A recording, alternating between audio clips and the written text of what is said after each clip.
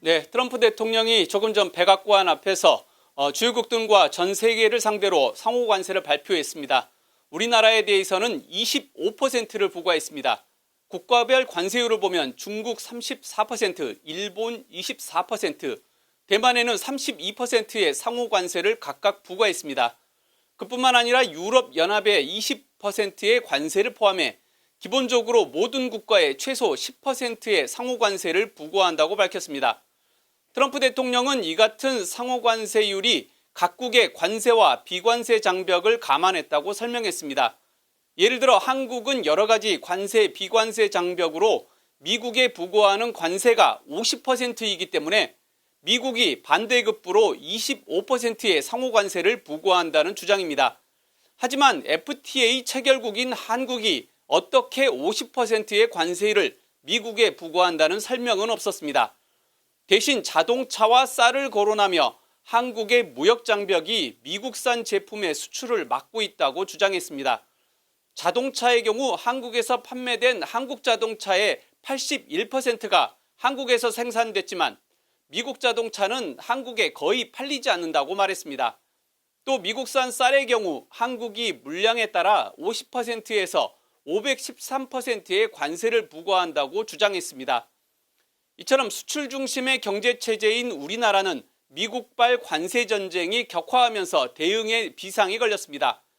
또 미국의 상호 관세 조치에 대응해 유럽연합과 중국을 비롯한 주요국들이 보복 조치를 밝힌 상태여서 그동안 미국이 주도해온 자유무역 기조가 퇴보하고 국제통상 질서에도 큰 변화가 시작됐습니다. 이 트럼프 대통령이 결국은 발표한 상호 관세 세부 방식을 두고 그 사전부터 좀 추측들이 사실 여러 가지 버전이 있었는데 결국은 국가별로 좀 차등 관세를 매겼습니다. 네, 전 세계가 주목한 트럼프 대통령의 상호 관세 드디어 공개됐습니다. 네. 한마디로 트럼프 2기 행정부가 전 세계를 상대로 관세 전쟁을 선언했다고 정리할 수 있습니다.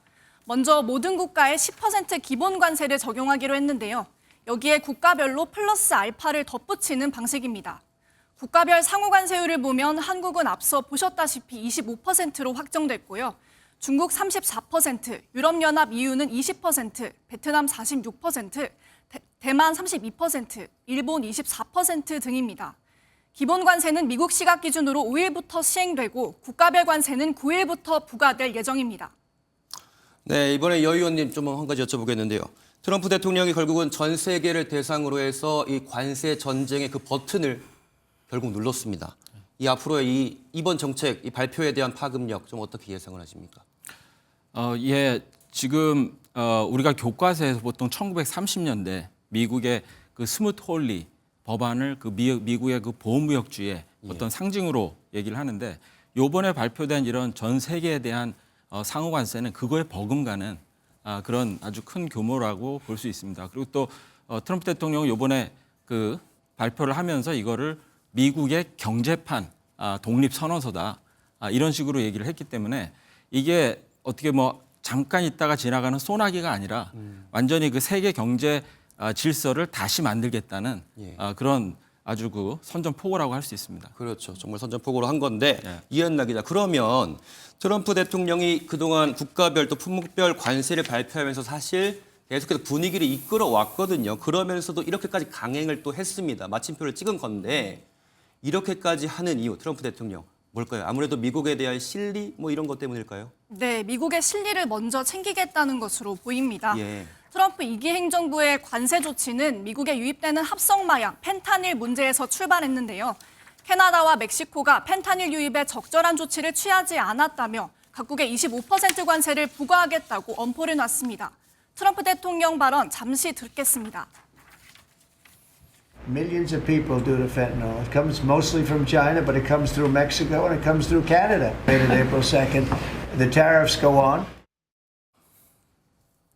지난달 12일 철강 알루미늄 관세에 이어 상호 관세와 함께 외국산 자동차와 부품에 25% 관세가 발효됩니다.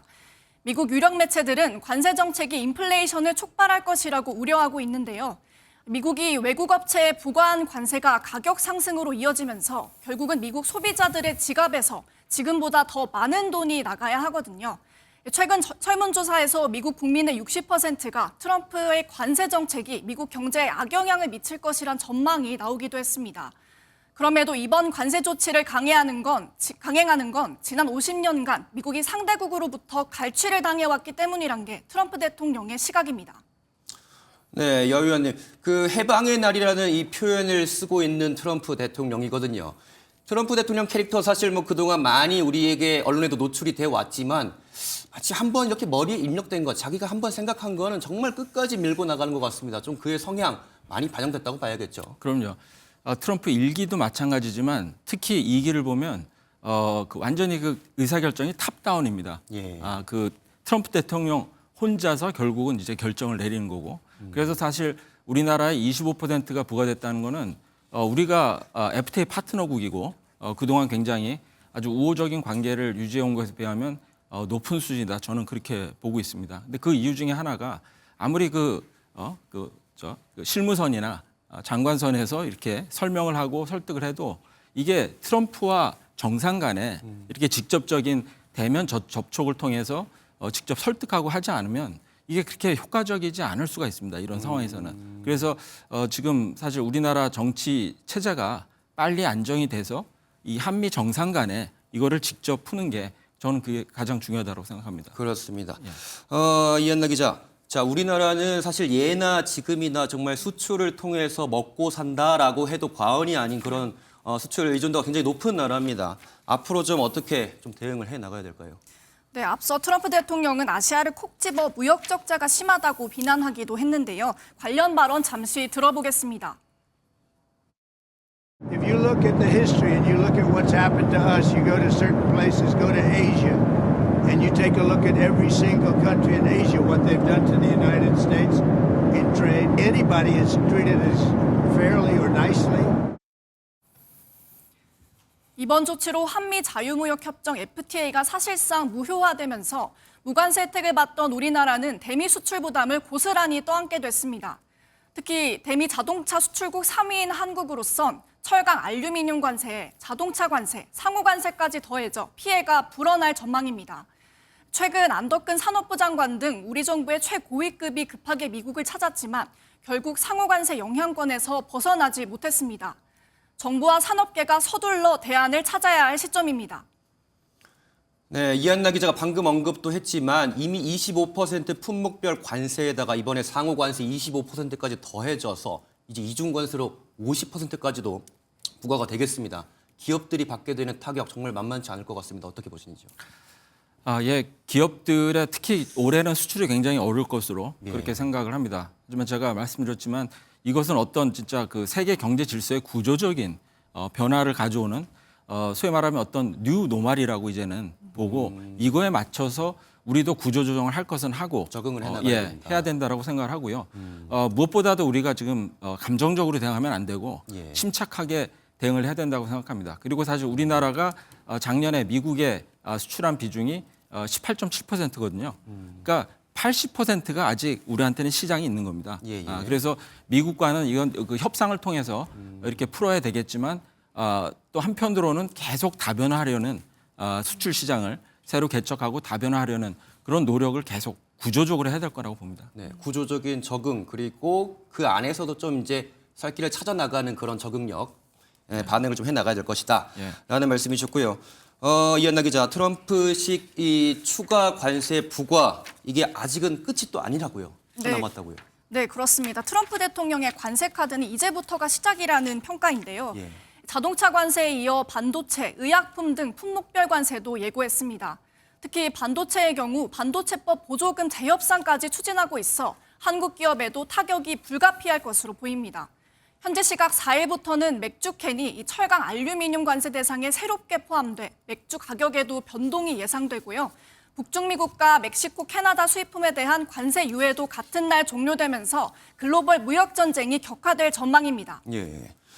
그렇군요. 자, 여 의원님, 중국은요, 오늘 이 발표가 있기, 미국의 발표 전부터도 중국은 보복 관세를 할 거다. 우리도 맞불 놓을 거다. 이렇게 좀 강경한 입장을 내놨고, EU도 마찬가지였고요. 예, 대응을 해나가겠다라고 말을 했는데, 자, 그러면 우리는요, 좀 그래도 물론 이제 동맹국이니만큼 적응을 해 나가야겠지만 강경하게 말할 수 있는 포인트, 좀 우리가 좀 주장할 수 있는 포인트 그런 것들은 좀 찾을 수 없을까요? 예, 우리도 뭐 사실 당당하게 모든 가능성을 염두에 두고 이제 협상을 해야 된다라고 생각을 하고요.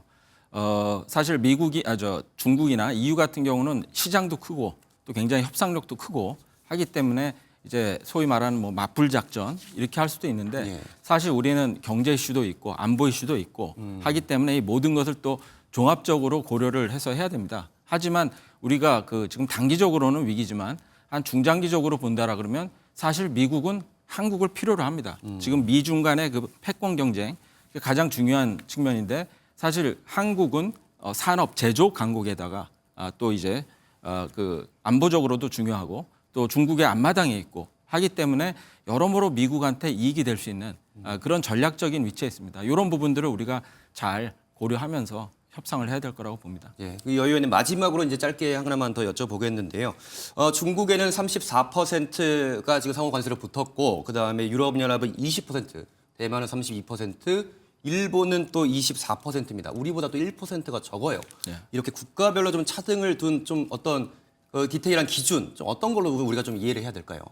오늘 나온 그 표를 보면 그 관세뿐만이 아니라 비관세 그리고 환율 그리고 뭐 여러 가지 하여튼 그 자의적인 예. 기준을 통해서 하기 때문에 제가 사실 계속 그 피터슨 경제연구소의 그 전문가들이랑 지금 그 익스체인지를 하고 있는데 예, 예. 그 사람들도 지금 이거는 합리적인 기준이 전혀 없다. 합리적인 기준은 예, 아니다. 그렇기 때문에 이거는 정치적으로 그리고 또 어떤 통상 그 협상을 통해서 풀 수밖에 없는 그런 이슈라고 봅니다.